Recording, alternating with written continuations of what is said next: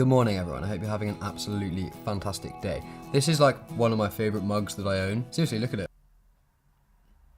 Absolutely beautiful. So I've been buying quite a lot of records recently, and it's been a while since I did a vinyl haul video for you. So I thought I would do one of those today and let you know how I'm getting on with my collection. It won't be as big as the last vinyl haul that I did because I literally went rogue and bought like £500 worth of records. But I do have a couple of really nice records here, so I'll be talking a little bit about them and telling you what my favorite tracks are, the usual stuff that I do in these videos. So without any further ado, let's get started. The first record that I've got to show you, which is one of my personal favorites, is Taylor Swift, Speak Now. Bet you weren't expecting that. This is an absolutely incredible album, and as much as I love Taylor Swift, and I think that 1989 is a really good record, I just kind of prefer this one to that because I like the old school Taylor Swift vibes, you know? Also, as a general product, this has got everything that I look for when I buy a vinyl. It's a double LP, so there are 2 discs, it's gatefold, and there's some really nice album artwork and lyrics and whatnot in there. That's what the back of the record looks like there, and my favorite tracks on this are probably Dear John, just because it's classic, isn't it? And I really like Enchanted, and I don't know how many of you will know this, but Owl City, he made a cover of Enchanted about 4 or 5 years ago or something like that, and it's also very good, so I'd highly recommend that you check out Taylor Swift's version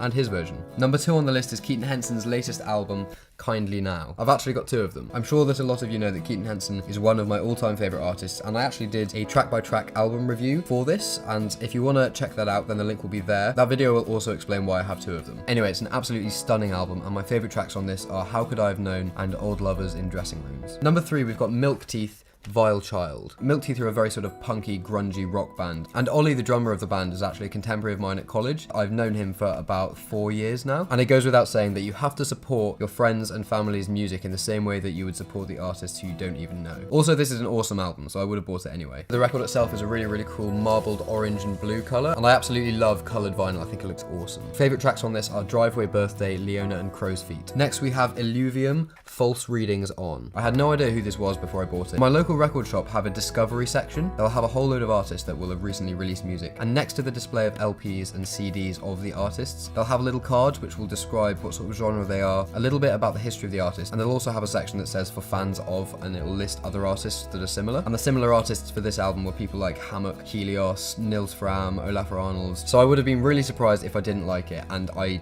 do like it. It's amazing. It's sort of ambient, atmospheric, alternative, synthy stuff. Really good composition, really good production. Again, it's a double gatefold LP, so I absolutely love that. With an album like this, it's quite difficult to come up with favorite tracks because it all flows into itself really well. You don't listen to the individual songs, you listen to the album as a whole. But saying that, if you haven't listened to this kind of music before, I'd recommend listening to Fugue State. Next, we've got Bad Blood by Bastille. Now, in all honesty, I don't listen to Bastille very often, and I haven't heard their new album yet, so I will check that out at some point. But I saw this and I thought, why not? It's a good record, and it was relatively inexpensive as well. Favorite tracks on this are like Pompeii, obviously, because it is a good song. Even if you don't like it, it's a good song. I also really like Oblivion and Laura Palmer, so check those songs out if you haven't heard them already. Next on the list, we've got Kiss Away Trail, Breach. I'm going to be totally honest with you now. I have no idea what this is like. I saw it on the display rack. It was very cheap. It's a double LP. I listened to a couple of previews from the songs on this album on my iTunes, and it sounded good, so I bought it. I have yet to listen to it, so I'll do an Instagram post about it if I like it. Yeah, something like that. I'm sure I'll like it though. It's very rare for me to pick a mystery record up and not find something about it to enjoy. Next on the list, we've got Haim, Days Are Gone. Although I say Haim, it might be Haim. I honestly have no idea. If you know how to pronounce that correctly, then please tell me, because I always am unsure about the pronunciation when I'm talking about them to other people. They're a sort of pop rock band formed of 3 sisters, so that's the 3 of them. It's a double LP as well, which I really like, and my favorite tracks on this would be Falling, Honey and I, and Go Slow. Next, we've got the latest Disclosure LP. It actually comes in this really cool plastic sleeve that sort of removes some of the face of the artwork there. Anyway, I haven't listened to this again. I know that I like Disclosure. It was very cheap, so I thought, why not pick it up? And I'm sure that there'll be lots of opportunities and parties where I can just blast this out of the stereo, and it will be really annoying for all of my neighbors. Again, I don't have a favorite track. I've got an idea actually. If I don't have a favorite track for something and anyone who watches this does, let me know your favorite tracks. Write them down in the comments, and then I will check those out if I haven't listened to the album already first. Yeah, let's do that. Next, we've got Spaces by Nils Frahm. Nils Frahm is a fantastic composer and producer, and he's worked a lot with Olafur Arnalds in the past, and that's partly how I discovered him, was through watching videos of Olafur Arnalds, and then he would feature in some of the videos as well. This is an absolutely gorgeous album, and the artwork's really cool because you can slide this card out like so, and you could just use that as a piece of artwork. I'm kind of tempted to frame that and put it somewhere. There's another piece of artwork in here as well, which is really nice because on the back it's got the names of the tracks and a brief description about the meaning behind it or what inspired him to write it. Again, this is a double LP, so I love it. Favorite tracks on this are Says, Familiar, and Over There It's Raining. Right, the penultimate record that we've got is the Cat Empire. Now, if you don't know who the Cat Empire are, then please just leave.